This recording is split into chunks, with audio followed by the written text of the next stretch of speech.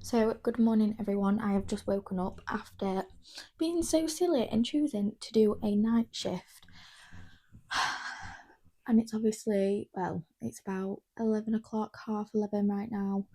Um, Finished at half 6 this morning, and then for some reason, I chose to pick this shift up when I'm back at work for 6 a.m. tomorrow. So that was very silly of me. Didn't even think it through, to be honest. Wasn't until I was going to work for the night shift that I was like, oh my goodness, I'm going to finish at half 6 and I will be back at work in less than 24 hours. So that was very silly of me. Um, but yeah, I can't really complain because it was my issue and it was me that picked the overtime up.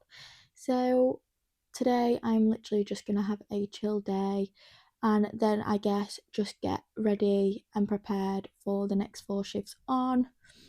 Hoping that I won't be too tired and hoping I can actually sleep tonight because that's the problem because my alarm will be set at 4:15 in the morning. So yeah, I hope you've all had a lovely few days, and here is sort of just what we get up to, really. So I'm not gonna lie, obviously I was knackered from doing my shift and Liam had come back from work. So we just opted for a really simple oven tea. So we just had some Kievs and chips and then I made a big bowl of salad and I thought, well, if I make enough then we can take that to work in uni tomorrow and it'll obviously still stay fresh. So we tried to use everything that we could that we had left in the fridge, which was actually most things since we'd only just had a food delivery because we'd managed to actually make the shopping last like a week and a half, which is very unusual in our house. It doesn't happen very often. So here I'm just sort of showing everything that we put in. We really like to have like cucumber, tomatoes. Love to put grapes in them. We love a salad with grapes and just any fruit really. Pomegranate seeds I do like. We didn't have any in, but they are a good alternative that we do have as well. We did have avocado for tea, but I opted to not put that in the main salad because that would have probably gone brown if we'd have took that to work tomorrow. So left that sort of out on the side. But yeah, it was really, really tasty. And I find just having sort of a meal prepped, especially for the first shift back and that first early alarm, it just makes that morning so much easier with it already being done. It means one less thing to worry about, especially when Liam, bless him, gets up and he does do my breakfast for me and he is half awake at that time. So yeah, it's definitely made the morning shift a lot easier to deal with when we're prepared and ready. And I mean, if you're not a cheese lover, you're probably wondering why we need two cheeses in a salad. But I prefer mozzarella, Liam prefers feta, but we both do like both of them. So we just opt to put a little bit of both in, and then it sort of pleases either way. And it's nice actually, it just gives different textures. So yeah, that's always something that we do try and do. As for seasoning, I always feel like a salad needs flavour, so I always try and put a bit of fresh lemon juice in there, either balsamic vinegar or the balsamic glaze, which you've seen there, which we got from Tesco, and I feel like it's actually been a game changer. It just gives a really, really nice flavour.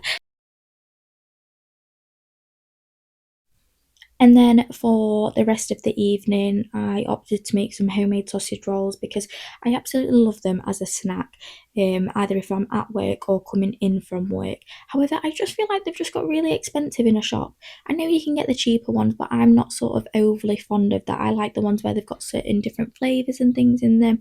So we always try and get the nicer sort of quality ones. But they're like £3.50 and you only get four, so I refuse to pay that. So I opted to try and make my own. So I split the pastry in half as I decided to make two different flavours. So I really like the caramelised onion ones, which is something that Liam's nanny makes quite often, and she did give me that recipe. However, Liam's not that fond of it, so I just sort of made like a plain sort of mixed herb one for him, which he said was really, really tasty. With it obviously being my first time making him, I didn't really know how much meat needed to actually go inside it, but I did feel like on this first sort of attempt, I could have got away with adding a little bit more in, which is then what I do with the second style. But then I do feel like on that time I did put too much in, so I feel like the next time I make them, it's just trial and error, isn't it?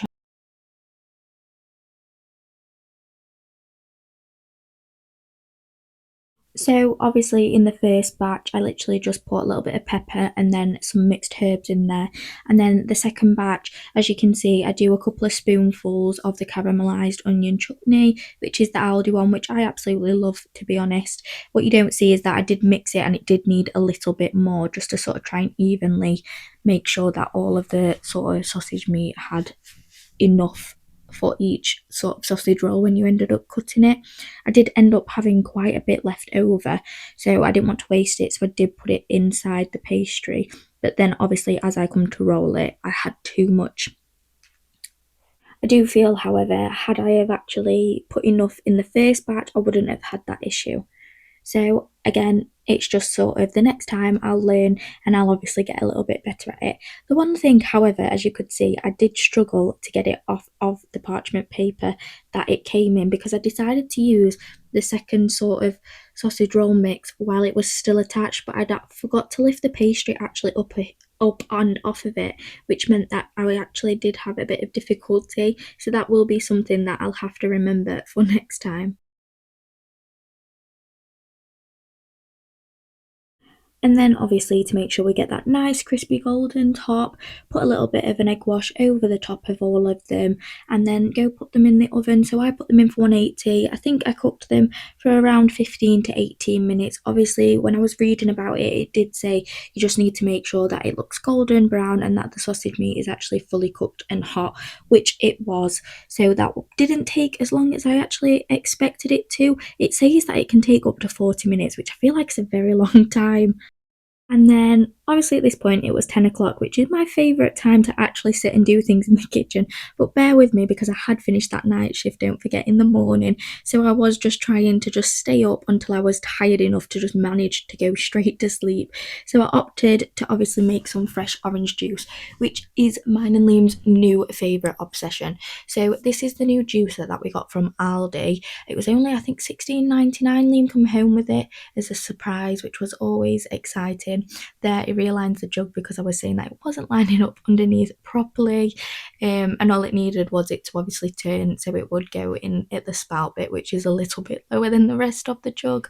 So yeah, and then the timer went off, which was really, really quick. So they look absolutely amazing. The only comment I would make is the caramelised onion had sort of leaked out and gone onto sort of the parchment paper. So obviously if anybody has got any allergies or anything like that or really doesn't like the taste, I would sort of suggest having them on two sort of separate trays.